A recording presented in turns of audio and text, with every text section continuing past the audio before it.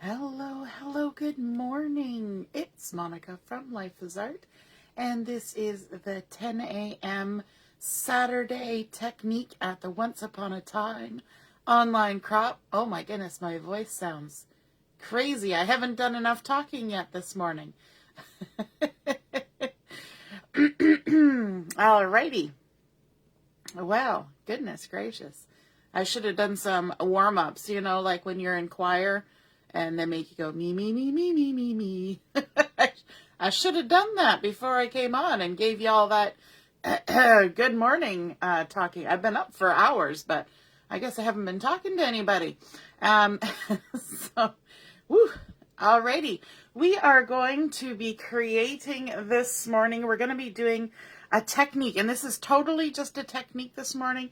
I'm not going to work through an entire project, but I will show you some projects that I created with this technique.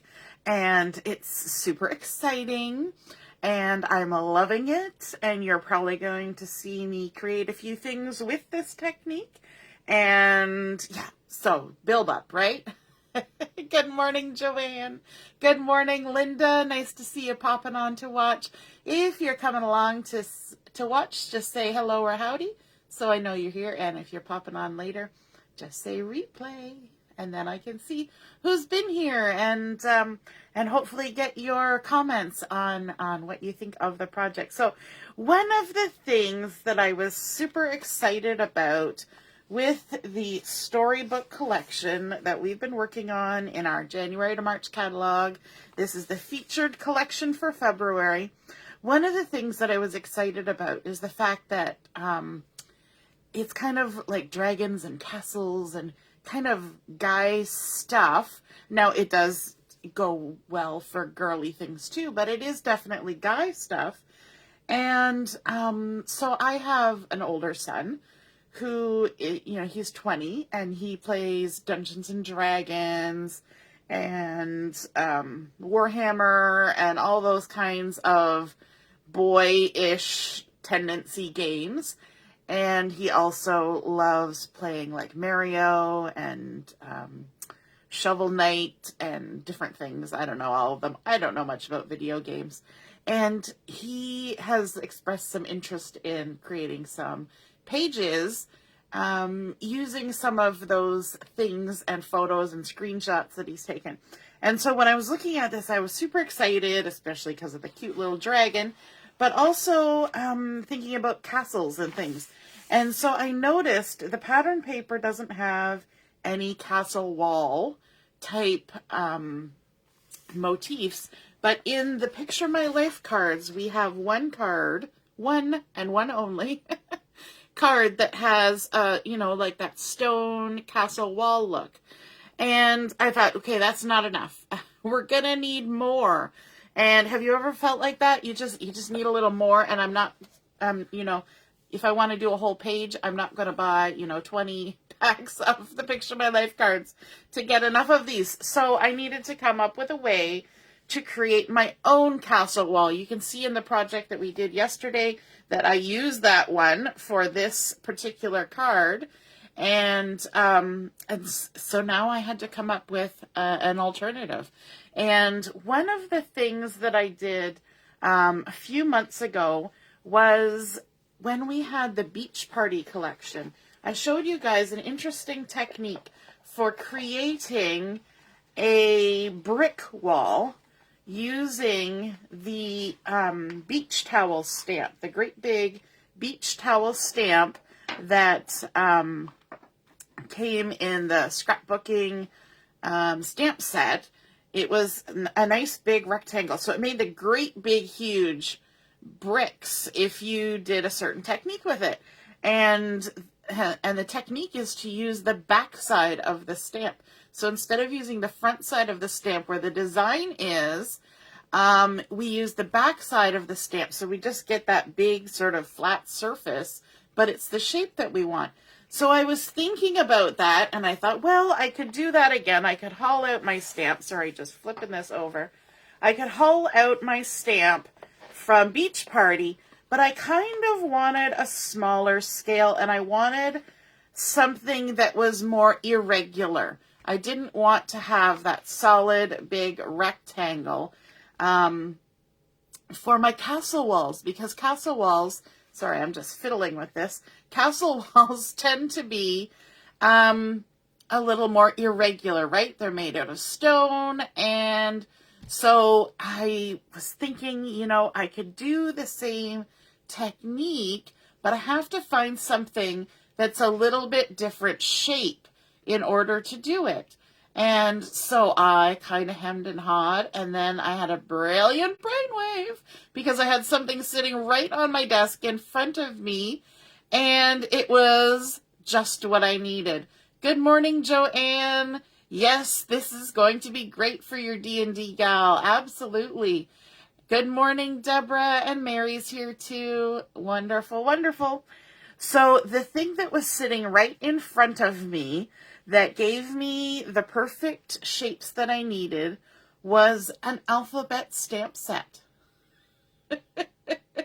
And you're probably thinking, what? What are you talking about? And this is one of the ones from our current core catalog.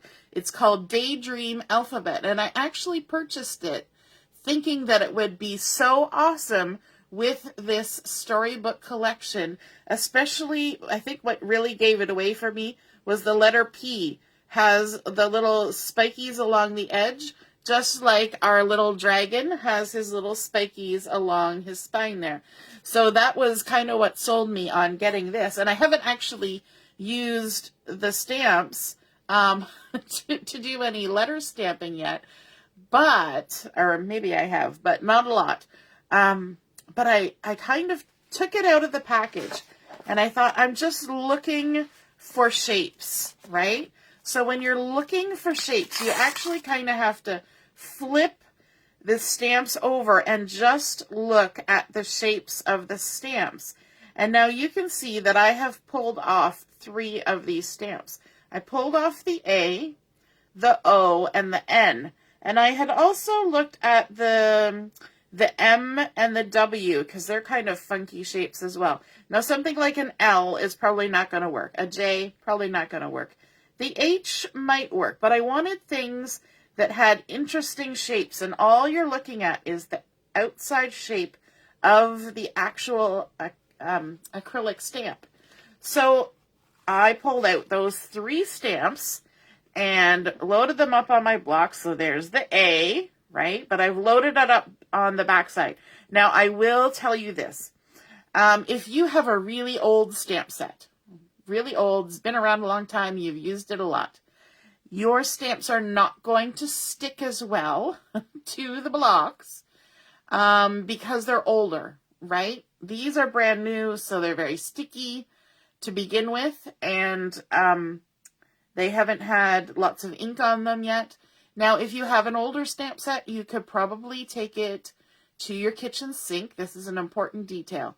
Get your colander out, put it in the sink. This way you don't lose any teeny tiny little stamps down your drain, and wash it with a bit of dish soap. A lot of people recommend Dawn, and just wash your stamp very gently. Make sure you rinse it really well and set it aside to dry, and that will kind of bring a bit of that sticky back.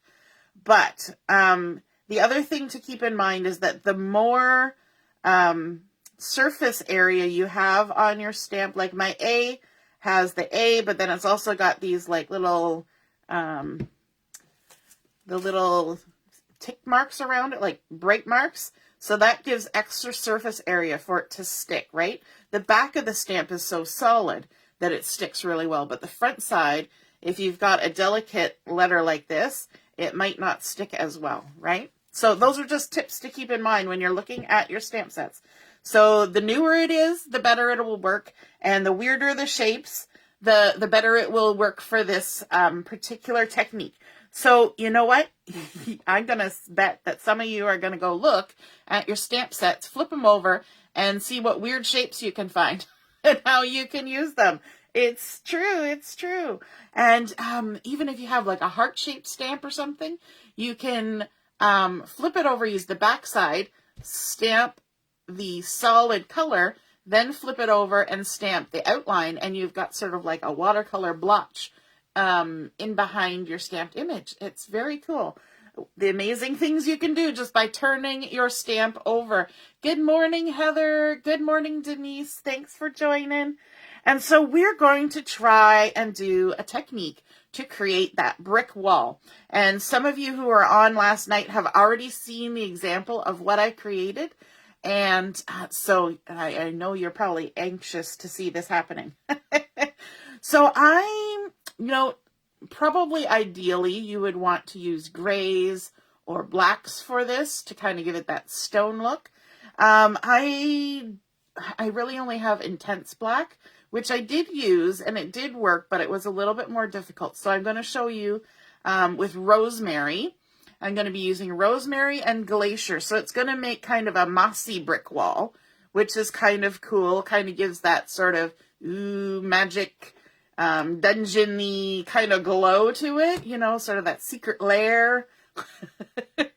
And so we're going to start with Rosemary, and I've got my all-purpose mat here. You saw me fiddling with that for ages. And I'm just going to take my Rosemary and just give a squish and a wiggle and transfer a bunch of that ink onto my all-purpose mat, okay?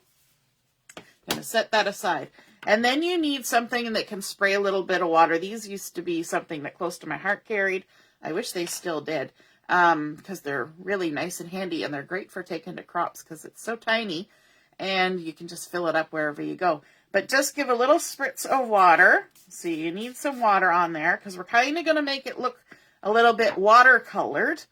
And then all you're going to do is you're going to take your stamp. So here's my big A, and you're going to kind of blop it around in the messy, inky goodness. And then you're going to stamp onto your piece of cardstock. And what you're going to get is a funky, weird-shaped blob. And that's totally what we're going for. So let's take the U and we'll splatter it around in there and stamp it down like that. We can even take the U and we'll turn it the other way around. Blop, blop, blop. And stamp. And look at the cool shapes we're getting just by using alphabet stamps backwards. Here's our little O. Blop, blop, blop. And stamp it in there. Now, the next thing we want to do is we want to think about the fact that this is a stone wall. We're not going to line them up in columns, so we need to go a little bit in between, just like that, okay? And you can just keep mixing and matching, stamping, and filling in your brick wall all the way up. But this is not the end of the technique, okay? There's more to come. Oops, I got a little close there. That's okay. We're going to be just fine with that. We'll give a little stamp over here too, and then we'll come back to the big one like that. And obviously stamping off the edge is a fabulous thing to do. It's always advisable when you're creating a pattern. In fact, I could even stamp a little bit over there. And let's grab this guy again. Like that. And don't worry about drips and blobs and all that. It's quite all right. It will look fine when you're done. So let's keep building. I don't want to take too long because this has got to do a little bit of drying before we go on to the next part, right? So there we go. Now you will notice that the O is a little bit more I don't know how to say it. It's a little more defined in its shape, but it's okay. It blends in and, it's all good. So we just keep going, and you can get like this whole section. This is, I think, a 4x4 little piece, and the ink that I got on here is more than enough. And if it starts getting a little bit dry, you can add more water. You can pull in more of the ink. All that kind of stuff, and just blop them on. Let's turn this one around this way and grab the big one and stick her down, and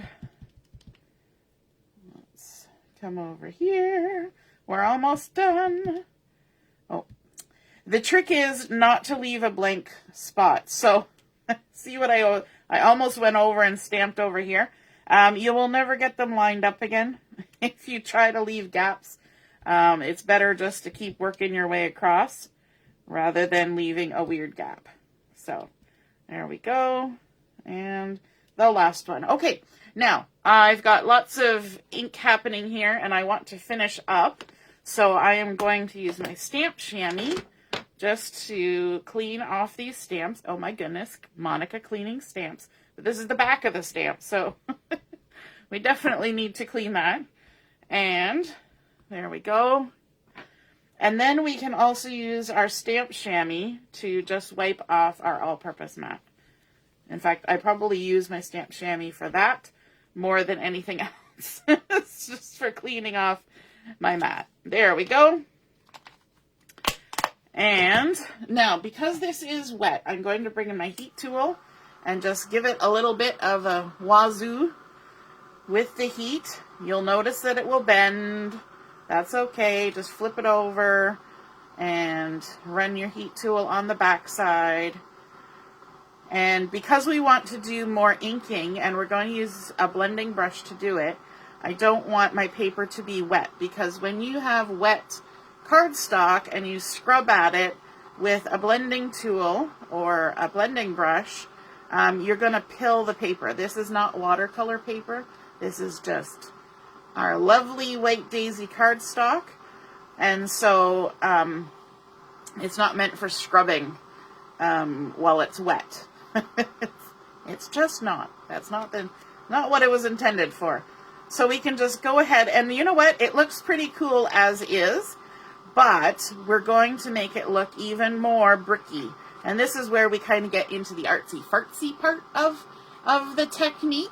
Good morning, Shannon. There's lots of times where I like to craft and do things kind of by the book. Now, if it bothers you that this has a curl, you can take it to the edge of your table, which you won't be able to see me do, and just kind of run it over the edge. And you can even do it on the diagonal, and that'll help take out some of the curl. Even just doing stuff like this helps. Okay, so here is our brick wall. Let's bring in some of the Glacier ink now. And we're going, Glacier. I always get ahead of myself. And I've got my blending brush here. I'm going to just scooch that up. And we're going to add a little bit of color to the grout, you know, the grout in between. And so we're just going to come in from the edge and we're going to spin our paper as we go around. We want to lay a little bit more color along the edges and then a little less color in the center, so we kind of create like a little bit of a focal point on our wall. At least that's what I'm doing. So I think even if you're going to do this on a layout, I would almost decide how big of a section you want done with brick wall. If it's your whole page, that's fine. Just choose the whole page. But if it's only a strip across or a vertical, I would cut a separate piece of paper and do the technique. And that way you can do kind of this inking and whatnot. So there we go. We don't want to leave stark white in the middle, so we're going to add a little bit of color there in the center on the grout as well. And then we are going to bring back in our Rosemary ink. So we've got our Rosemary ink here, and we're just going to add even more. I don't know why I'm struggling with that. It's just a magnet. We're going to add just a bit more darkness around the edges because we're envisioning, you know, our little dragon dungeon or, you know, the dirty side of a castle. I can't imagine they took their pressure washers out to wash the castle very often. So we're going to say that the castle got dirty. And we're just going around. And don't worry if you think we're kind of covering up the bricks a little bit here. It's all right, because we're not done yet. We're not done yet. Sometimes we got to get a little artistic with our things. So just a little bit of that. Lovely. Okay, so that's it for the inks. Now we're going to go into a little bit more meticulous things. First thing I want to do is I want to bring in my ice gray marker, and I'm going to go for the mid color of my ice gray Tri-Blend marker. And what I'm going to do is I'm going to envision a little bit of shadow, because a castle rock wall is not flat, right? It's not a flat surface. It's nubbly, it's bubbly, and the rocks are going to stick out more than the grout, right? At least that's what I'm envisioning. So I'm imagining I've got some light coming from over here. I'll put my marker lid there. That's where our light is coming from. So we're going to have a little bit of shadow on the underside and the left side of our bricks, right? So we're just, and do a wiggly line. We're not trying to make it look straight and neat. We got a wiggly line, and we're just going to go ahead and lay down some gray. And this is going to create a bit of a shadow under those bricks, and you can just kind of follow whatever wiggly line you want to create that. So just a little bit down at the side and across the bottom, and just laying down some shadows. How's everybody thinking of this so far?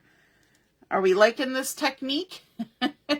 Horses and mud. Yes, Denise, there would be horses and mud at the castle.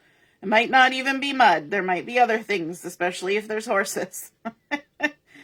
And you know what? I don't think they were so fastidious about cleaning the outside of the castle. Probably not even the inside of the castle, depending on the castle.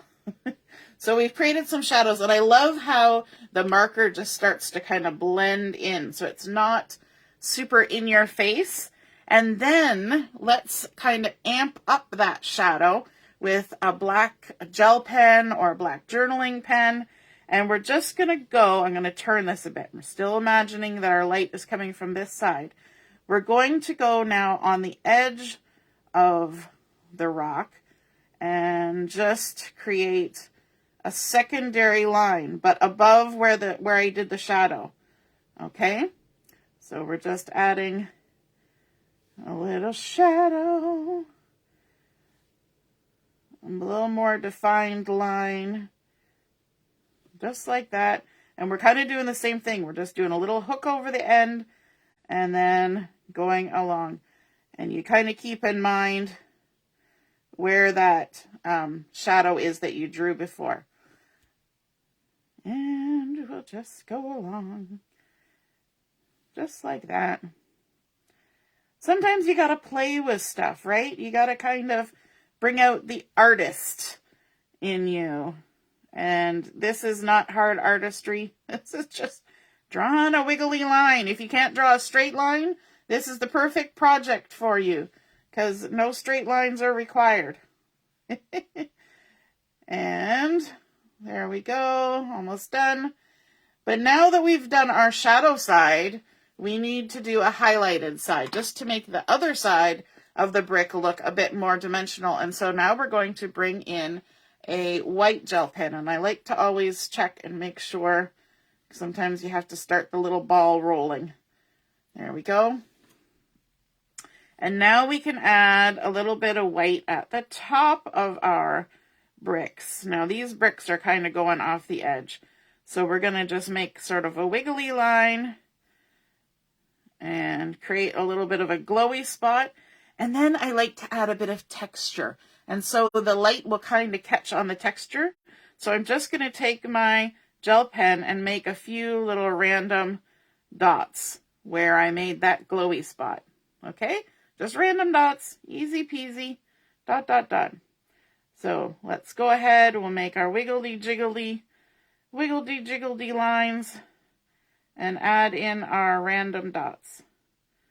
Just like that. I've been loving these white gel pens. They're so awesome for adding interesting textures in places.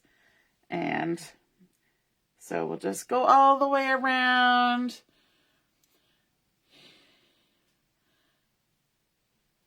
Oh, Denise is saying something, but I'm not sure. Something about seeing this at crops. Awesome. I think this is a fun technique that we need to share more often, right? About using our stamps a little bit differently, thinking outside the box. And you know what? Sometimes we don't see how these things can be used, and then we see somebody else use them and we're like, oh, how did I not think of that? Right? And you know what? That's why we like sharing and talking about what we're making and posting photos of what we've created, because every time we do, we learn something new. We get a new idea of what we can create with something. And I think that's just amazing that everybody has something to share and to show and to create. So I'm always excited when you guys send me photos of what you've been creating. And it gives me lots of good ideas, I'll tell you that. All right, so there we have created now our little castle wall. We have started out with putting some ink down onto our all-purpose mat, spritzing it with a little bit of water, using our alphabet stamps with weird shapes to smoosh into that and stamp out those bricks. Then adding some ink blending with the Glacier, and then of course going back to the Rosemary to add some more depth. Then we added in our black gel pen, our ice gray marker, and then the white gel pen on top. And doesn't that just look so fun? Now, if you put your bricks a little bit, like these ones I kind of spaced out a little bit. If they're a little bit closer together, it does give a little bit better impression of a rock wall, because on a rock wall, the rocks are actually really close together. Because some of them were just dry fit. They weren't even done with grout, right? Yes, Denise, this is awesome. A project that you can do if you can't make a straight line. All right, so now I want to show you a little bit of inspiration of what I created with this exact piece of paper. Not this exact one, but this size and style of paper. Okay, here we go. We've got our cute little dragon from the Storybook collection. He's sitting on a little bit of some black shimmer trim, because I'm envisioning, you know, he's been practicing blowing his fire a little bit, so he's got some, you know, some little char kind of happening in his castle. And this is the same method that I used for coloring the one from yesterday, because I love that coloration, so I just repeated it on here. And then I brought in the Hello Gorgeous stamp set, which is a really nice little stamp set. There's also one that says Treat Yourself, but this is the Hello Gorgeous, and I think, you know what, this dragon is just so gorgeous. So it deserved a Hello Gorgeous. So what I did was I stamped, this is a single stamp. So I stamped it out on a piece of white daisy that was the same width as my brick wall. And then I used my little photo trimmer to trim off the hello and add it on. And then I fussy cut the gorgeous, popped it up with some thin foam tape. And I popped their little fussy cut dragon up with some thin foam tape. And then I added in a couple of the black and white dots, the little black hearts. And I just love his expression and everything. But I think that's so cute with the wall. Now, I told you at the beginning that I have also done this technique with black. And I think it would work better with our regular black ink. I was using the intense black ink. I think it would also work great with like pewters and mink, those kinds of inks as well. So this is with the intense black ink, and it did work, but it's a little bit harder because the intense black, when I put it down on the Versamat, it just wants to stick to the Versamat just because it's a permanent ink, right? So I had to use a lot of water, and you can tell that some of the bricks did not they didn't stamp very dark because the ink really just wanted to stay on my all-purpose mat. But if you use grays or blacks that are the water-based inks, it's going to work a lot better. I don't know about, yes, the Distress Oxides would work for this, and you would probably get a little bit of texture too. If you did a little bit of spritzing after, you would get sort of more of that nubbly, you know, rocks that have been sort of pocked. I don't know how to say it, you know, because they got little holes and crevices all over them. But again, just going around and inking the edges very lightly because intense black is very intense. So I had to be very careful inking around the edges. And then again, adding just in the shadows and the white. And so this guy, I decided to make him with the Jade Green Tri-Blend marker for a little change and some gold shimmer trim because, you know, dragons, they have to keep their booty close to them. So he's in his cavern filled with gold and he's keeping a good eye on it. And he doesn't want you to steal any of it because he would get a little greener with envy that you had some of his gold. And so I just thought that that would be a super cute version of the Hello Gorgeous stamp card. So I hope you guys enjoyed seeing that technique, and I hope you give it a try. So for those of you who are looking for something a little more grungy or a little bit more like for D&D and things like that, that is a great technique to use. All right. And I bet you guys are all going to be going and looking at your stamps, looking for weird shapes. Alrighty, have a wonderful day. We'll be on at noon until 3 o'clock today for Chat and Craft because it's Saturday. I don't have to pick up my daughter from school. So we'll have a little bit extra time to chat and craft this afternoon. Have a wonderful day. See you soon. Toodaloo. Bye.